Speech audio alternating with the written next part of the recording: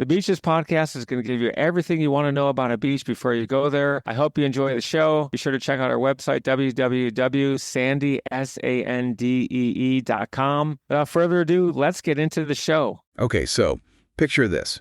You're on a tiny island, white sand beaches, crystal clear water, maybe a little cabana with a drink in your hand.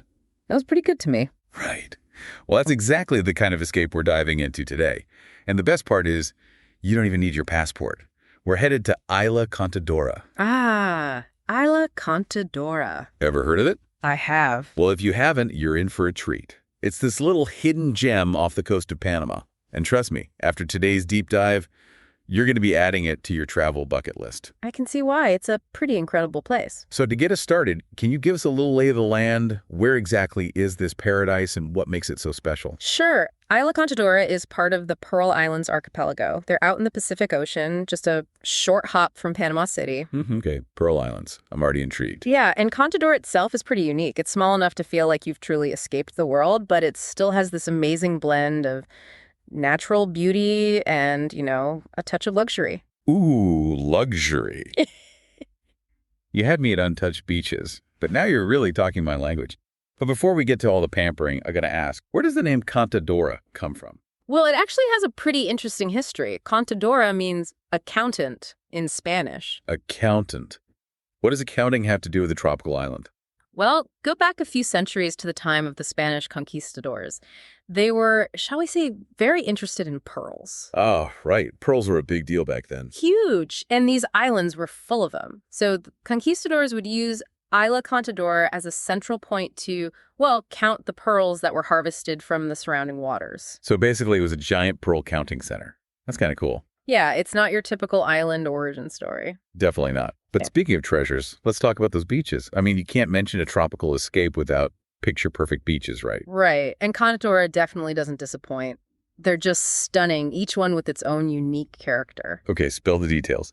Which beach should I be dreaming about right now? Well, if you're looking for that classic, calm, clear water experience, Playa Ejecutiva is the one. Playa Ejecutiva. Sounds fancy. It is. It's got this incredibly tranquil vibe. The water's so calm and clear, it's like swimming in a giant natural pool. Oh, I could definitely get used to that. But what about for someone who maybe wants a little more, adventure? Then they might prefer Playa Larga. Playa Larga. Okay, tell me more. It's the longest beach on the island, so you can really escape the crowds and just enjoy the natural beauty. Plus, it's great for beachcombing. You can find some really unique shells there. Ooh, a treasure hunt. I'm in. Now, what about if you're in the mood for something a little more active? Someplace with, say, some good waves? For that, you'd want to head to Playa Galeon. It's got these gentle waves that are perfect for a little body surfing, and the setting is just beautiful. Plus, there's a bit of history there, too. It's named after the Spanish galleons that used to anchor there. Imagine those ships, loaded with pearls, right there on that same beach. Wow, you can practically feel the history. So we've got calm beaches, secluded beaches, beaches with waves, and they're all surrounded by this crystal clear water. I'm sold on the beaches. But what about what's going on beneath the surface? Well, the underwater world around Isla Contadora is just as incredible as what you see above. Really? Give me the highlights. The snorkeling and diving are amazing. You've got vibrant coral reefs, tons of colorful fish darting in and out. You might even spot a sea turtle or two. Now that's what I'm talking about. Okay, gotta ask, what about the big stuff? Any chance of spotting, say, a whale?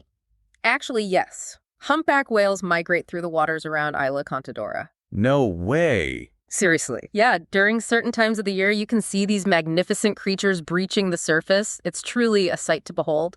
That's incredible. You're making it really hard to stay in this studio right now.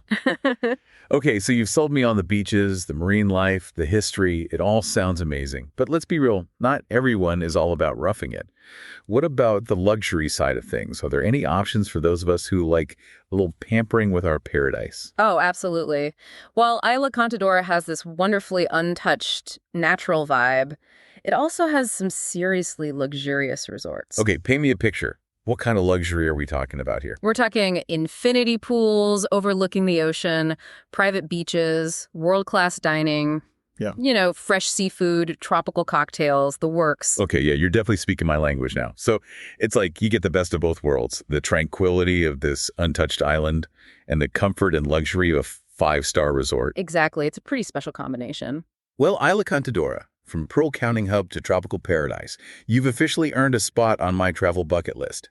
So I have to ask, if you could escape to this island right now, what would be the first thing you'd do? Hit the beach, explore the reefs, or maybe just head straight for that infinity pool with a drink in hand? You know, it's hard to choose, but I think I'd start with a long walk on Playa Larga, just to soak it all in. That peace and quiet, the sound of the waves, that incredible view. That sounds perfect. And for our listeners, remember, Isla Contadora is more than just a pretty picture. It's a place where history, nature, and luxury come together to create a truly unforgettable escape.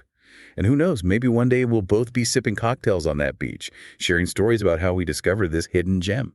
I'll cheers to that. Until then, happy travels, everyone. Thanks for listening to the show, and be sure to tune in next week for your favorite episode about some of the best beaches and beach information in the world.